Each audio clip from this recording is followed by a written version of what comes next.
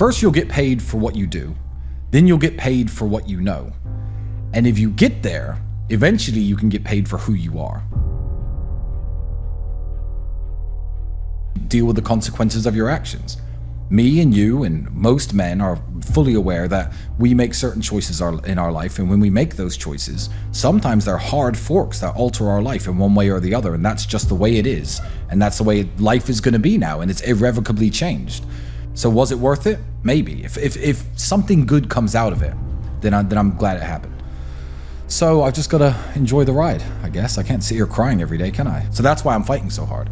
And I'll continue to fight. But when someone sits there and says, oh, Andrew and Tristan Tate, they come from money. They come from a wealthy family. Oh, they didn't make it all themselves. They got helped out by X, Y, and Z. That offends me. You see, that offends me more than being called any type of criminal. Because, a lie about me will bounce off. But when you are lying in a way that discredits the hard work that I've put in and discredits, I guess, my work ethic and my intellect and everything I put into having the life that I have now, then I get offended. From living in America broke, I moved to England when I was 8. I lived in a homeless shelter for 2 years. It was me, my sister, my brother, and my mother in a single room of a government housing program house. The other rooms were occupied by other families, some of them with drug problems, violence problems. It was very loud. We lived in that homeless shelter for 2 years before we were eventually given a council house. My mother worked as a cleaner, cleaning kitchens. Her hands were always, cut and swollen up. And that motivation of seeing your mother exhausted from working jobs that frankly are beneath her. I don't want my mother scrubbing someone else's floors, washing someone's plates in someone else's restaurant. I didn't want that. So I wanted better for her and my whole family, not just better for myself. And this was way before I even thought of having children. But as a man, I think it was always my job to do better. I knew that I was gifted with something. I knew I could make something out of life. And we never turned to crime, even in the early days, which is actually a very interesting point that I'll go in on for a second. So we started kickboxing. It was enough to pay the bills. We lived in a very bad town, a very rough town. All of your English friends and staff here will know how bad that town is. And back then I would get offers to commit crimes for money. I'd get offers for go and collect money from these people. They owe these dealers money. You're a big kickboxer. Protect us when we go here. Maybe move this package A to package B. And I refused every single offer to commit any crime for money. I'd rather spend my time at the kickboxing gym and keep my head down. Well, growing up poor was a blessing, and I wouldn't change it.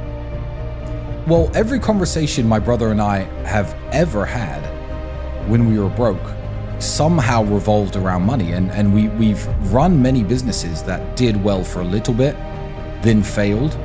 We've tried to launch projects using the last of our money. And you were that always have doing failed. this together, right? Always together. I couldn't have imagined it any other way. We tried to bring various drinks we liked from Eastern Europe to sell in UK supermarkets, set up meetings, invested all of our last money in this project. Everyone told us no. Failed.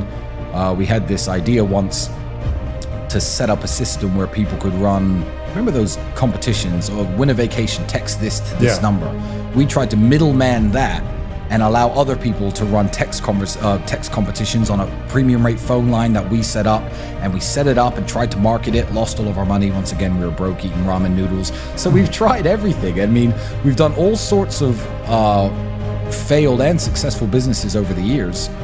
And I think it was just persistence that got us there. A lot of people are going to get, kicked in the nuts and take a fall, and they're going to let it beat them down. Andrew's lost very important kickboxing matches. Did he quit fighting then? Did I quit fighting when I got my ass kicked a couple times? No, you don't. You just have to continue, because in life there are only winners and losers. There are no participation trophies. There's no, stickers and everyone's invited to have a good time. Life is hard, and everyone in life is actually trying to play the same game.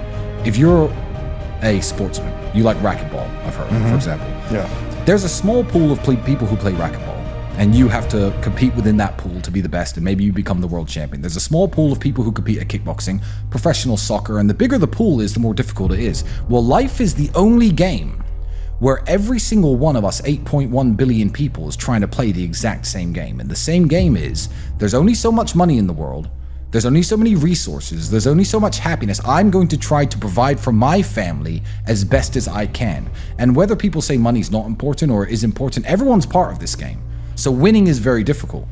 And you have to keep trying when you get kicked and you fall down. And that's the advice I give to every young man who listens to me. I don't like the word failure. Okay, I always looked at it as, if this didn't work, it's a learning experience. How am I going to figure it out and do better the next time? Or okay, this didn't work, I got to get on to something else. So you have that entrepreneurial spirit and that determination and motivation. That's what started you on this path right now. It's always been work. This is working, and now I got this. You didn't just get fortunate. I'll tell you, before the internet existed, when you were living that interesting life that you used to live, that everyone wants to hear about, that everyone wants to know the stories on, you didn't realize it at the time, but you were building your online brand then. It's not about fortunate, because if you had done none of the things you'd done, not lived the life that you had lived, you could have tried a million times harder to become a face on the internet and no one would care who you are, nobody would listen to you. So again, when you say it takes a decade of work, in your case, 4 or 5 decades to become an overnight success, you were putting the work in way before the internet even existed. No, so you're right. It wasn't fortunate, it was, it may not have been 100% purposefully done, but it was done and it was done the right way. I used to work in a McDonald's drive-thru. I'm not ashamed of myself. I made hamburgers. Proud of it. You got paid for what you do, paid for what you know, and now you're getting paid for who you are. You deserve it because you've been through all the hardships that's created the person who's I guess sitting in front of me. I want every fan of mine to build a life like me and end up in the position I'm in. I'm trying to drag people up, not bore them or talk garbage or encourage them to play video games or do drugs. I'm trying to drag all the young people up. Needing to make money because my mom was working. I didn't just sit home and think, oh, well, she's my mom, this bitch better work. Did I? I thought, this is unacceptable that I'm as smart as I am and my mother's cleaning people's kitchens. I'm going to take care of my mother. Right. She flies on private jets now and always will, whether they put me in jail or not.